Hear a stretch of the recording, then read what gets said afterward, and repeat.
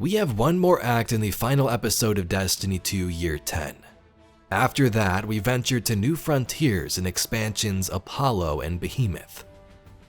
Today, we will recap everything we know so far about Destiny 2 Frontiers, propelling us into the next saga with new combatants, rewards, next-gen armor, story secrets, and much more. Welcome, Guardians, let's dive right in.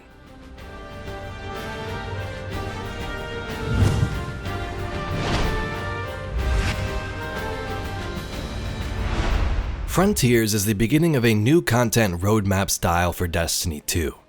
We've been used to a giant expansion and 4 seasons throughout the year. That's how the game's been since around Forsaken. Year 11 is going to be different though, changing up the formula.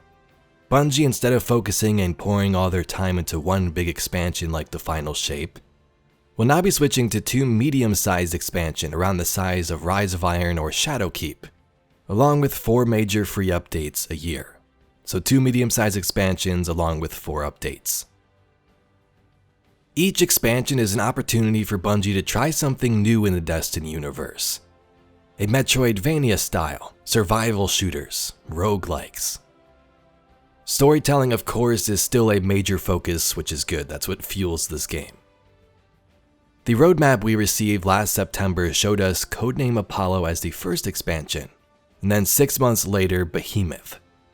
Expansions will introduce new stories, locations, missions, weapons, gear, raids, and dungeons.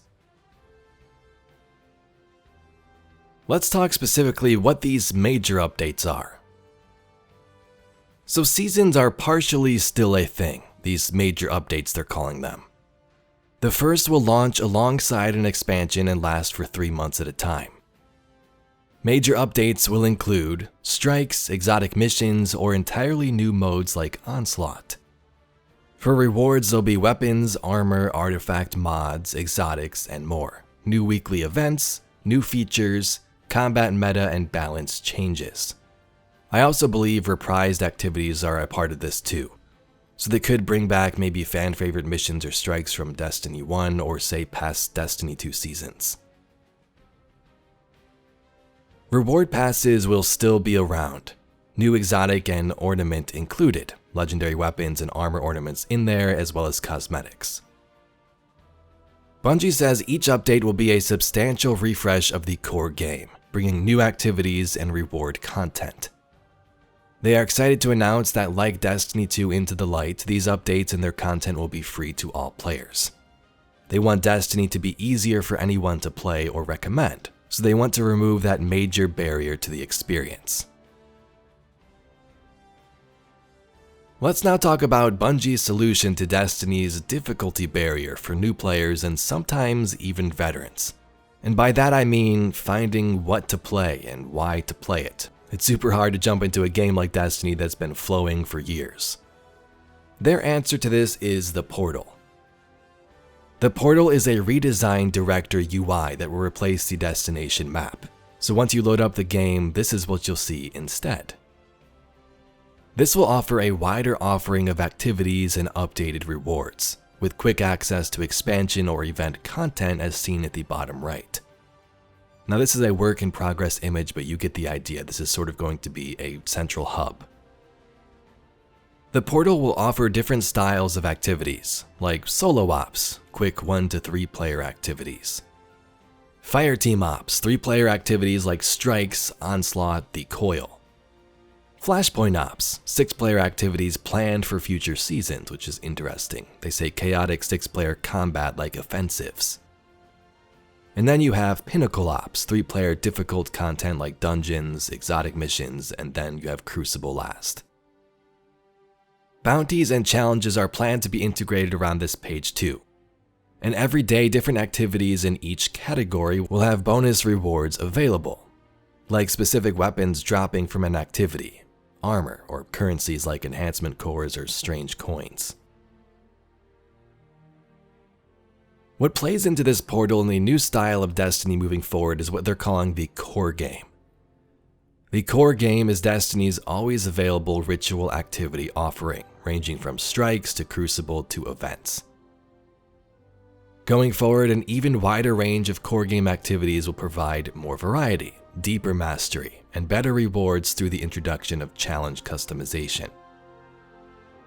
Through the new portal screen, you'll be able to see what Bungie is calling this core game, a group of new and updated activities that tie into the current seasonal theme and gameplay meta.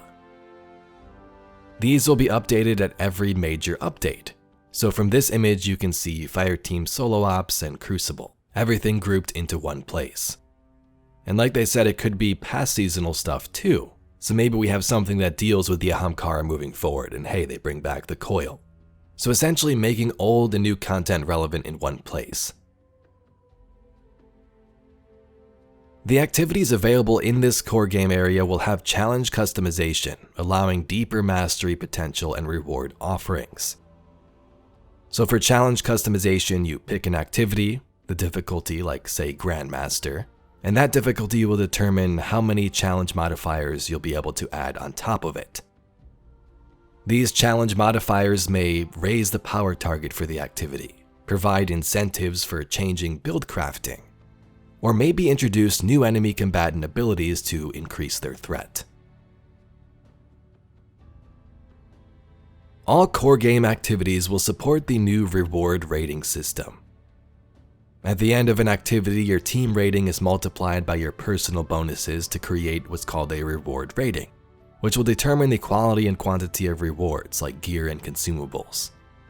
Playing tougher versions of core activities with better performance leads to better rewards.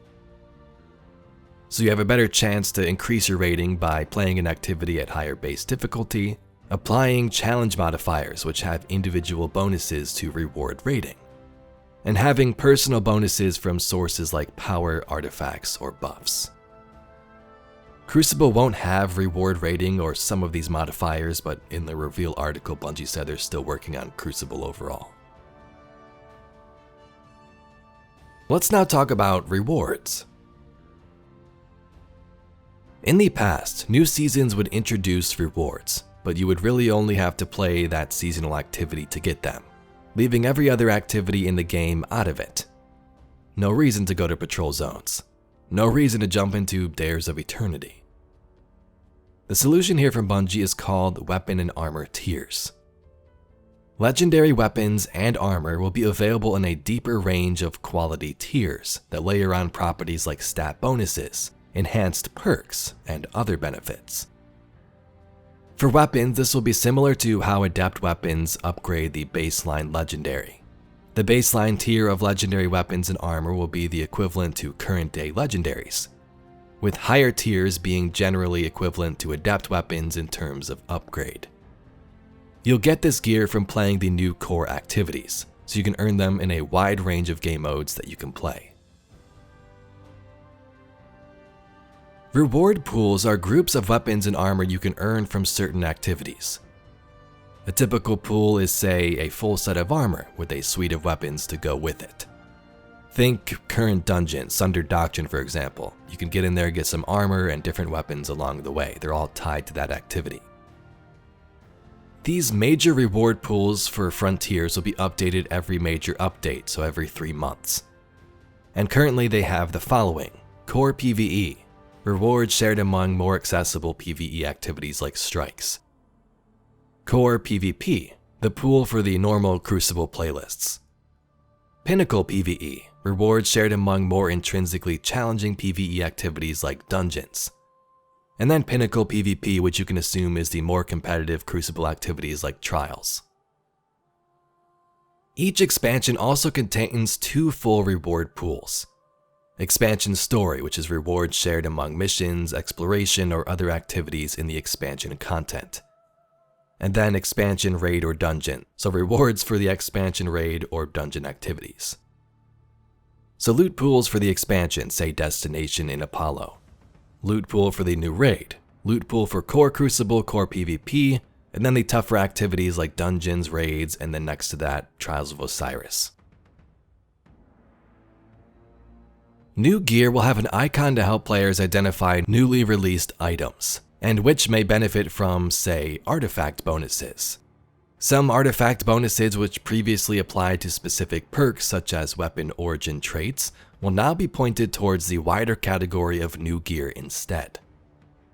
This should provide more and clearer buildcraft options and make for some shorter tooltips in the artifact. Fear not though, old gear is not being sunset. You can still earn old gear from those older activities like dungeons, raids, and destinations. And they also say that crafting is not going away, but they want it to be sort of a catch-up mechanic for roles you weren't able to get from the original source. They want crafting to support the weapon chase, not replace it.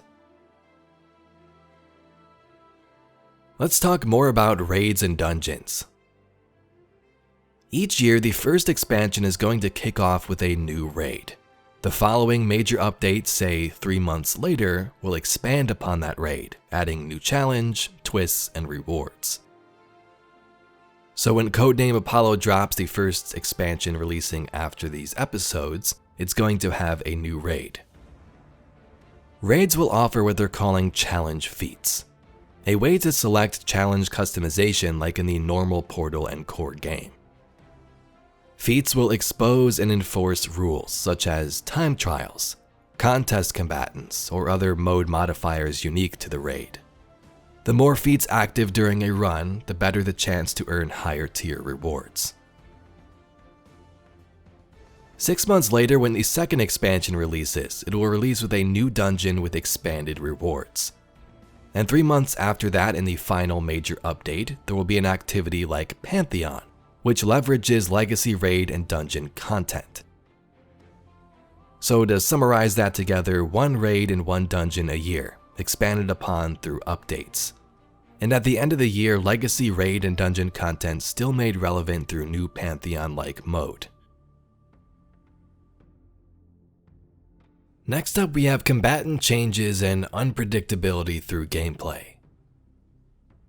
Destiny, or any game really, can get boring if you do the same things over and over again. So Bungie wants to improve the experience of replaying activity content by adding variety and unpredictability to each playthrough. Modifiers are one of the ways they're going to do this. Now these have been in the game for a long time, modifying Nightfalls back in the day, but they're taking it a step further. They're creating combat-focused modifiers that change the way players approach combat in every playthrough: Banes, enemy modifiers, and combat modifiers. They're designing these so that they can combine to create a wide variety of experiences, and reduce the barriers to entry and time to fun by reducing the number of build crafting necessary modifiers and replacing them with new combat modifiers. That's a summary, but let's look a little more in depth.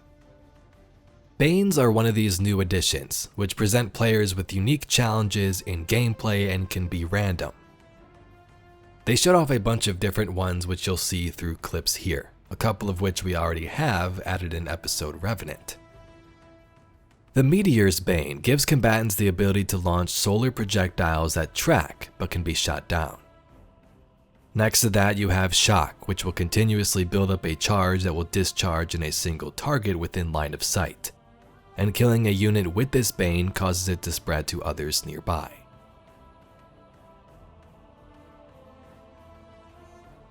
Berserk. Killing combatants with Berserk causes other combatants nearby to enrage.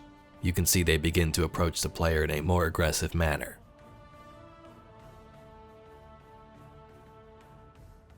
Punchable. Punchable combatants are immune to all range damage and damage from status effects until they are hit with a melee attack. So you'll see this guy in the battlefield, you have to go up there and punch him to be able to take him out.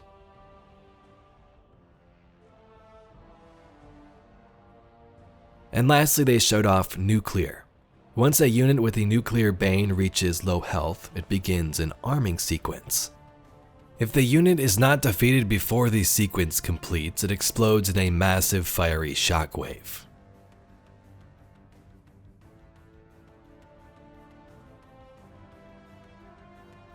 Next to Banes, you have 2 other modifiers. The first one is enemy modifiers, which will change the tactics of all enemies. For example, the heavy ammo explosive bricks that dropped in Revenant. Enemies were dropping these heavy ammo bricks that players thought were more ammo for their favorite exotic heavy weapon, but it turns out it was just a bomb instead. And the combat modifiers, they didn't say too much about them, but instead of changing the enemies around, you'll be able to change and affect how players play. Now we come to next generation armor. Armor is going to be more active and interesting when it comes to build crafting. Stats will be reworked to be more impactful and less confusing. And set bonuses will be introduced to give individual armor sets more unique identities. Let's talk about stats first. Stats effects will no longer be tiered every 10 points. Every point in a stat will provide a benefit. This change is intended to reduce the lock-in effect that happens when a fine-tuned combination of stat values makes it feel impossible to switch out of any single armor piece. Stat effects will be capped at 200, with the range from 101 to 200 providing an additional powerful effect building on the initial base effect. This change is intended to support deeper investment in a smaller number of stats and spikier stat distributions on armor with fewer secondary dump stats. So yeah, armor is now going all the way up to 200. In addition to those changes mentioned, the distribution of stats on armor will also be changing. Legendary armor will have a stat archetype, which determines the primary and secondary stat types, with a third stat being a free roll. The values of these stats should overall be spikier, leading to fewer points in dump stats. And for the class slot, the Hunter Cloaks, Warlock Bonds, and Titan Marks, they'll have full stat distributions on par with other slots. Some of the current stats will also be changing with 3 goals in mind. Improve specific weak stats that offer little value. Reduce or eliminate mandatory must-have stats, and overall improve unstability of stats and their effects. So they give us a couple of examples you can see in this screenshot. For Discipline, from 1 to 100 it provides increasing grenade cooldown reduction. From 101 to 200, it provides an increasing chance to gain a bonus grenade charge whenever your grenade becomes available. And the stat will be renamed from Discipline to Grenade to improve readability. Same goes for the other scene here. You then have what's called set bonuses. Think of these like an origin trait for armor. They'll represent the theme of the armor and allow you to reflect that fantasy in the way your build plays. Set bonuses are perks granted when you equip 2 and 4 pieces of armor from the same set. This allows you to either commit on 2 bonuses from the same set or find combinations that fit your unique needs. Bungie is keeping both approaches in mind as they take shape and are excited to see what each Guardian chooses to do with these new tools. There will be no bonus at 5 armor pieces because most builds are expected to include a piece of exotic armor. And as we'll see, perks will consist of either existing mods or will be newly designed. They've included a few examples below in this chart that represent the general direction they'd like to go. So you can see the first theme is Tex Mechanica. If you have 2 pieces equipped, the first perk is while shooting from the hip, you'll have increased movement speed and weapon handling. Effect increases when you score hits. And if you wear 4 pieces of armor from that set, Tex Mechanica weapons have increased range and accuracy when hip fired. Codename Apollo is the first expansion that begins a new saga of Destiny 2's storytelling. It will introduce plenty of new characters, factions, twists, and more. Apollo is different in that it's a non-linear, character-driven adventure. In Apollo, the story takes place over dozens of threads you'll explore and discover. So when you land on the brand new destination, the story starts at A, and then you can decide if you want to explore C first, or try to get into B, or maybe investigate D instead. The story is based on player progression, so as you explore and discover secrets on your own, new parts of the story will open up for you. We've received multiple images of Apollo concept art so far and picked up some other hints along the way from developer live streams and interviews. The art shows us a mysterious world littered with debris. Some of human marine vessels, others of spaceships. The landscape looks deserted as strange probe objects float across the surface. Lore cards since the final shape have discussed Guardians traveling far distances and leaving the solar system. This could be a hint at Apollo's story too. Writer Allison Luhr said during an episode interview that we will meet different people all the way out at this location. And we have some images that might tease this. A race of humanoids. Are they just normal humans?